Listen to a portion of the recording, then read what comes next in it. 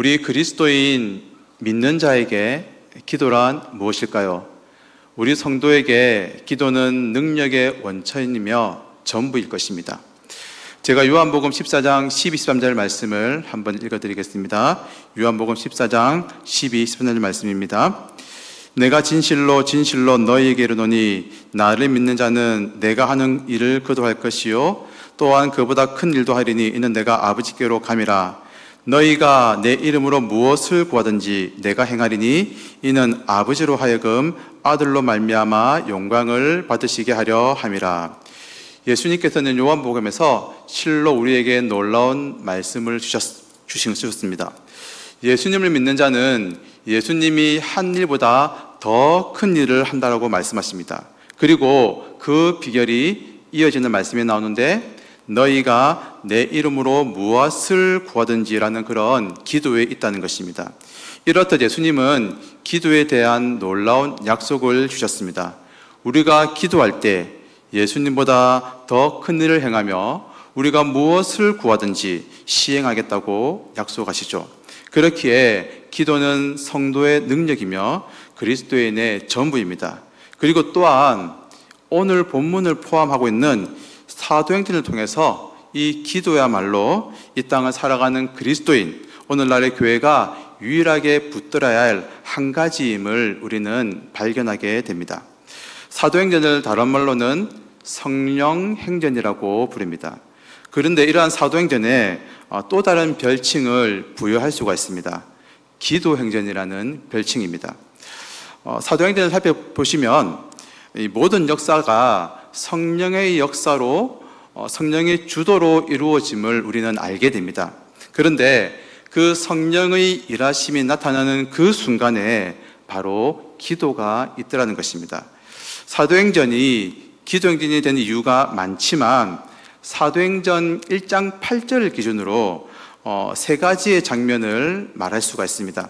첫 번째 장면은 오늘의 본문인데 여기에 대해서는 지금 살펴볼 것이고요. 두 번째 장면이 사도행전 8장에 나오는데 바로 사마리아의 성령 임재 사건입니다. 스데반 죽음 이후 초대교회는 뿔뿔이 흩어지게 되었죠. 그때 빌립은 사마리아에 내려가서 복음을 전합니다. 그리고 이 소식을 듣고서 예루살렘으로부터 베드로와 요한이 사마리아에 내려오게 됩니다. 그런데 이제까지는 복음만 전해졌는데 베드로와 요한이 내려오고 성령이 임하시는 사건이 사마리아에 일어나게 됩니다. 그때 말씀을 보면 8장 15절, 사도행전 8장 15절에 이런 구절이 있습니다. 제가 읽어드리겠습니다. 그들이 내려가서 그들을 위하여 성령 받기를 기도하니 누가는 의도적으로 기도하는 이 일 가운데 성령이 임하심을 보여주고 있는 것입니다. 그리고 세 번째 장면은 바나바와 바울이 파송받는 사도행전 13장입니다. 사도행전은 전체가 사도행전 1장 8절 말씀을 근거로 한다고 앞서서 이야기를 드렸습니다. 어떤 구절입니까? 오늘 본문에 있었죠? 오직 성령이 너희에게 임하시면 너희가 권능을 받고 예루살렘과 온 유대와 사마리아와 땅끝까지 이르러 내 증인이 되리라. 여기에 근거해서 순차적으로 복음이 확장되고 전파되는 것을 그 과정을 보여줍니다. 단순하게 본다면 이제 8장에 이르러서 사마리아에 복음이 전파되었고요. 이제 어디가 남았습니까? 그렇다면 땅끝이 남았는데 13장에서는 어떻게 땅끝까지 복음이 전파되는지가 나옵니다.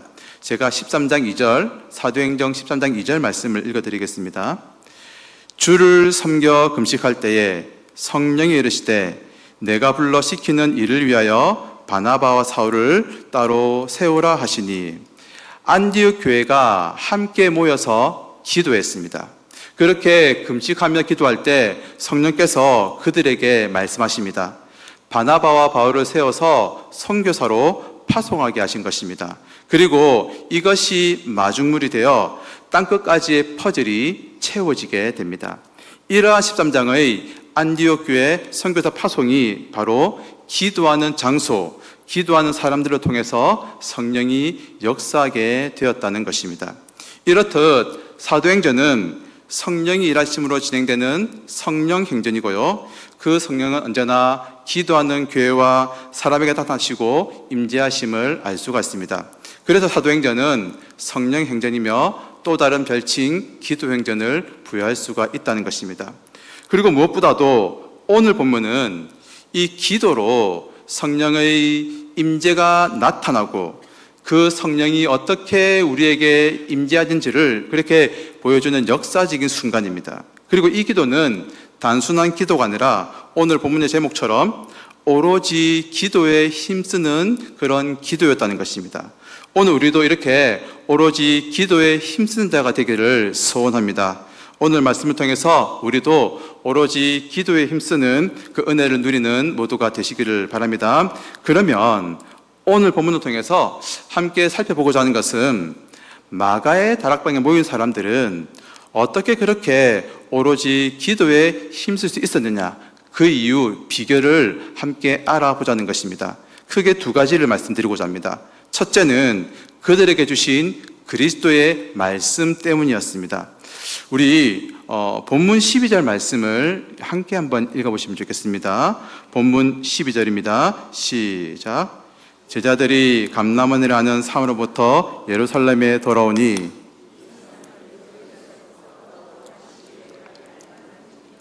아멘. 우리가 사도행전의 오순절 강림을 생각하면 늘 주목하는 장소가 있습니다. 어디입니까? 마가의 다락방이죠. 그런데 사실 우리가 더 관심을 가져야 할 지점이 마가의 다락방이 있던 예루살렘입니다. 왜냐하면 지금 이 시기는 예수께서 십자가에 죽으시고 부활하신 뒤에 여전히 대제사장과 그 무리들 그리고 로마 당국이 제자들로부터 혐의를 찾기 위해서 혈안이 되어 있던 시기이기 때문입니다. 산헤드린 공회는 결코 예수님의 그 부활을 믿지도 인정할 수도 없었습니다. 그들은 제자들이 예수님의 시체를 훔쳤다, 빼돌렸다 그렇게 추정했습니다. 제자들이 그리고 이것을 통해서 민심을 선동하고 자기들의 기득권에 대항하려 한다고 산헤드린 공회는 생각했던 것이죠. 특히나 여러분들, 예루살렘이 어떤 곳입니까? 종교, 정치, 권력의 핵심입니다. 여기에 제발로 온다는 것은 마치 호랑이가 웅크리고 있는 그 호랑이 굴로 걸어가는 것처럼 있을 수가 없는 일입니다. 그런데 제자들은 지금 어떻게 하고 있습니까? 두렵고도 무서운 예루살렘으로 가고 있습니다. 제자들이 자신들의 목숨을 보존하려면 예루살렘으로부터 더 멀리 떨어지고 도망쳐야 할 것입니다. 그런데 이들은 오히려 예루살렘으로 발걸음을 향하고 있다는 것입니다. 그것은 바로 예수님의 말씀 때문이었습니다. 성경을 가지신 분은 저와 함께 사도행전 1장 4절 말씀을 읽어보시겠습니다. 사도행전 1장 4절입니다. 시작. 사도와 함께 모이사 그들에게 분부하여 이르시되 예루살렘을 떠나지 말고 내게서 들은 바 아버지께서 약속하신 것을 기다리라. 제자들이 예루살렘으로 향한 이유는 바로 예수님의 말씀 때문이었습니다. 이들은 마음의 염려도 두려움도 있었지만 말씀을 의지하여 나아갔습니다. 우리는 때때로 너무나 힘들어서 마음의 시름과 낙심이 찾아올 때 기도해야 함을 알고 있지만 기도의 동력을 얻지 못합니다. 그러나 그때 우리는 하나님의 말씀이 우리에게 있음을 기억해야 합니다. 우리도 마찬가지입니다. 우리의 마음속의 제자들처럼 지금의 나의 상황에 대해서 걱정도 두려움도 있습니다. 현실 앞에서 마주한 우리에게 늘 염려가 있다는 것입니다. 그러나 제자들은 예수님의 그 주신 말씀이 있기에 담대히 삶의 자리에서 앞으로 나아갈 수 있었습니다. 그리고 그 약속의 말씀을 붙잡고 오로지 기도에 힘썼던 것입니다. 우리에게 다른 무엇이 아니라 하나님의 말씀이 있음을 기억하시며 그 말씀을 온전히 붙들고 오로지 기도에 힘쓰는 모두가 되시기를 바랍니다. 다음으로 또 다시 기회를 주시는 예수님의 은혜 때문이었습니다. 사실 지금 오늘 본문에서 제자들이 향하는 예루살렘은 어떻게 보면 제자들의 머리에서는 지워버리고 싶은 장소가 바로 예루살렘입니다.